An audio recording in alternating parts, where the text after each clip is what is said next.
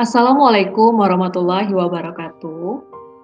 Perkenalkan, nama saya Rewesi Santika, peserta Lasar CPNS Golongan 2 Angkatan 3, BPSDM Provinsi Bengkulu tahun 2022. Di sini saya akan menjelaskan tentang agenda 4, habituasi dan aktualisasi.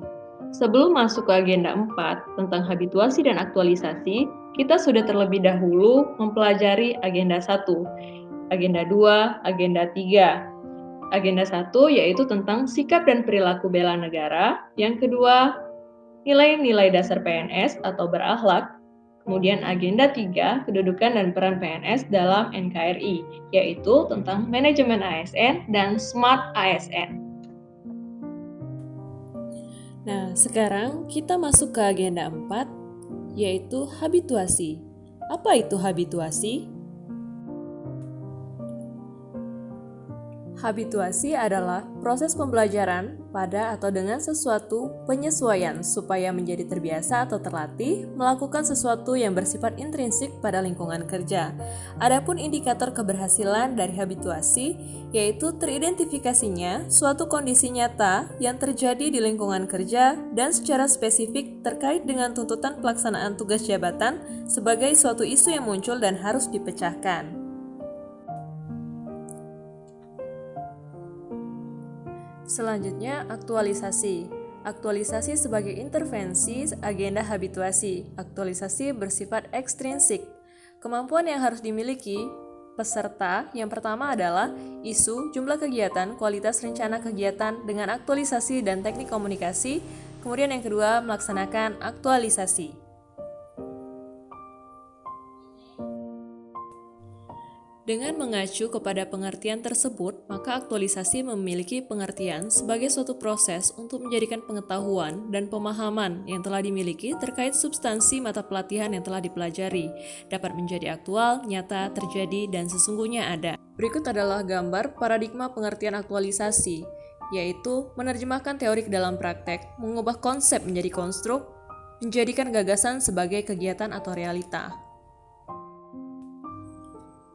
Kemampuan menetapkan isu ada 3. Yang pertama adalah environmental scanning, yaitu peduli terhadap masalah dalam organisasi dan mampu memetakan hubungan kausalitas. Kemudian yang kedua, problem solving, yaitu mampu mengembangkan dan memilih alternatif dan mampu memetakan aktor terkait dan perannya masing-masing. Sedangkan yang ketiga adalah analisis, mampu berpikir konseptual, mampu mengidentifikasi implikasi dampak, manfaat dari sebuah pilihan kebijakan program. Di dalam proses penetapan isu yang berkualitas, sebaiknya peserta menggunakan kemampuan berpikir kritis yang ditandai dengan penggunaan alat bantu penetapan kriteria kualitas isu. Ada 2 teknik yang digunakan. Yang pertama adalah APKL dan USG. APKL adalah aktual, problematik, kekhalayakan, dan layak, sedangkan USG adalah urgensi, seriousness, dan growth. Aktual artinya benar-benar terjadi dan sedang hangat dibicarakan dalam masyarakat. Kekhalayakan artinya isu yang menyangkut hajat hidup orang banyak.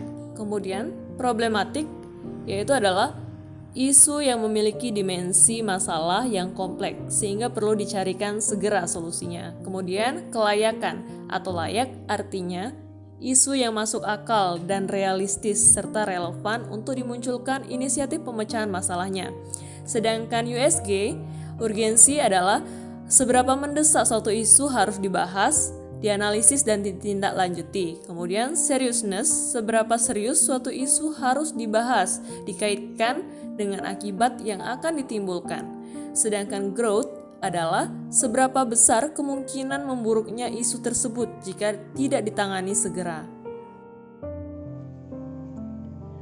Tahap pembelajaran aktualisasi yang pertama adalah evaluasi akademik, yang kedua penjelasan aktualisasi, yang ketiga bimbingan menyusun rancangan aktualisasi, yang keempat seminar rancangan aktualisasi, yang kelima melaksanakan aktualisasi, yang keenam bimbingan persiapan seminar, dan yang ketujuh adalah seminar pelaksanaan aktualisasi. Di sini saya akan menjelaskan tahapan pembelajaran aktualisasi. Yang pertama, merancang aktualisasi. Rancangan aktualisasi merupakan dokumen kertas kerja sebagai salah satu produk pembelajaran aktualisasi yang dihasilkan oleh peserta Latsar CPNS. Rancangan aktualisasi memuat aktivitas peserta yang pertama mengidentifikasi dan menetapkan isu atau permasalahan yang terjadi. Yang kedua, mengajukan gagasan pemecahan isu. Dan yang ketiga, mendeskripsikan keterkaitan antara isu dan kegiatan yang diusulkan dengan substansi perspektif mata pelatihan manajemen ASN, pelayanan publik, dan whole of government. Kemudian selanjutnya, mendeskripsikan rencana pelaksanaan kegiatan dan kontribusi hasil kegiatan.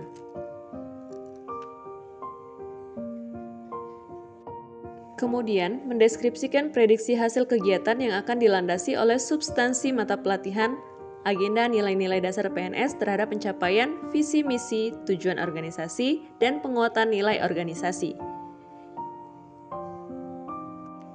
Tahapan kedua dari pembelajaran aktualisasi yaitu adalah mempresentasikan rancangan aktualisasi.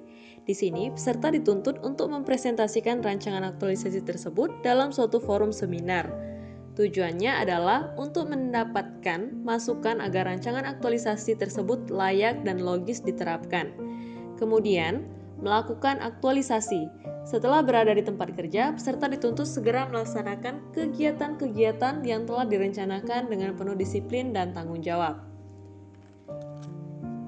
Kemudian, yang keempat, melaporkan aktualisasi. Di sini, peserta menyusun laporan aktualisasi harian, mingguan, atau periode tertentu sesuai kesepakatan bimbingan dengan coach dan mentor dengan memanfaatkan media komunikasi yang dapat diakses untuk mempermudah proses bimbingan. Dan yang terakhir adalah mempresentasikan laporan aktualisasi, yaitu dalam bentuk seminar aktualisasi.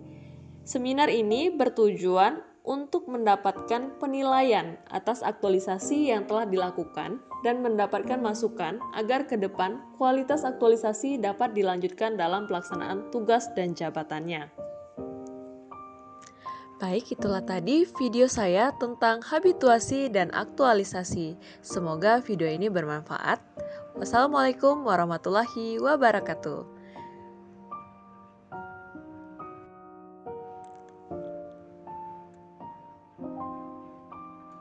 Thank you.